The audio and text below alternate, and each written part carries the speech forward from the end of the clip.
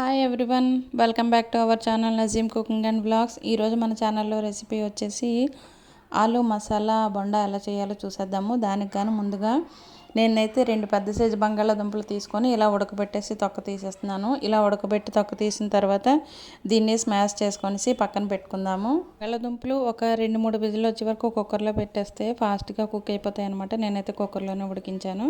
ఇప్పుడైతే ఇలా తొక్క వచ్చేసింది కదా, దీన్ని అయితే వేరే ప్లేట్లో తీసుకొని స్మాష్ చేసి అందులో సాల్టు, కొంచెం గరం మసాలా, కొంచెం ధనియా పౌడర్, అలాగే అల్లం వెల్లుల్లి పేస్ట్, అలాగే మీ దగ్గర ఏవైనా సరే స్పైసెస్ ఏమైనా ఉంటే అవి కూడా యాడ్ చేసుకోండి. అలాగే బ్లాక్ పెప్పర్ అది వేసుకొని పొడవుగా కట్ చేసుకున్న ఆనియన్స్ కూడా. నేనైతే టమాటోలు తీయలేదు, ఎందుకంటే ఇది ఇంట్లో ఉన్న స్పైసీనెస్ సరిపోతుంది. మళ్ళీ పచ్చిమిర్చి వేస్తే ఎక్కువ అయిపోతుంది, నేనైతే వేసుకోవట్లేదు. మీరు ఇంకా స్పైసీగా తినాలనుకునే వాళ్ళైతే పచ్చిమిర్చి కూడా యాడ్ చేసుకోవచ్చు. అవన్నీ కలిపి ఇలాగా ఉండలుగా చుట్టేసుకోవాలి. నేను వీడియోలో చూపిస్తున్నట్టుగా ఇలాగ మనం కలుపుకున్నవన్నీ కూడా ఉండలుగా చుట్టూ పక్కన పెట్టేసుకుందాము. చూసారు కదా, ఇలాగా ఉండలుగా చుట్టేసుకుందాము. మనకి చిన్న సైజు కావాలంటే చిన్నవి, పెద్ద సైజు కావాలంటే పెద్దవి. మన బొండలు అన్నాం కాబట్టి కొంచెం పెద్ద సైజు ఉంటేనే బాగానే ఉంటాయి. నేను ఇక్కడైతే చెప్పాను కదా, 2 పెద్ద సైజు బంగాళాదుంపలు తీసుకుంటే ఒక 10 వరకు చేస్తానన్నమాట. లేదా ఒక 8 చేసుకున్నా సరే బాగానే ఉంటాయి.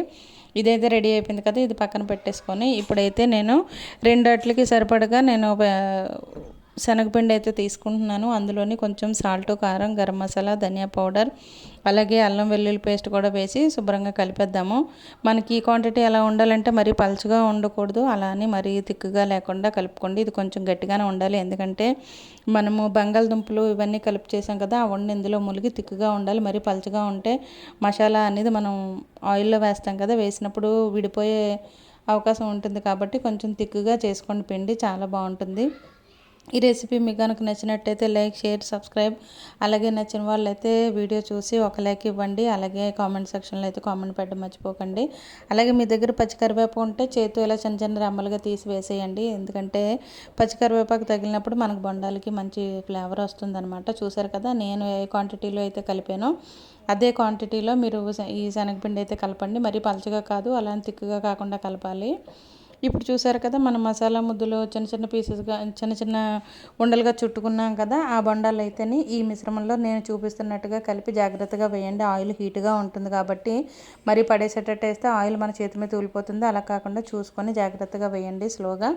నేను ఎలా వేస్తున్నాను చూసారా, ఆయిల్ అంతా హీట్ అయిన తర్వాత స్టవ్ సిమ్లో పెట్టుకొని వేస్తున్నాను. ఇవన్నీ వేసిన తర్వాత అప్పుడు మళ్ళీ హైలో పెడతాను. అలా పెట్టడం వల్ల ఏంటంటే మనకి వేసేటప్పుడు చేతుల మీదకి ఆయిల్ తోలకుండా ఉంటుంది. ఓహో, మన ఆలు బొండలు భలే కనిపిస్తున్నాయి కదా, తినడానికి చాలా బాగుంటాయండి, కరకరలాడుతూ లోపల స్పైసీగా.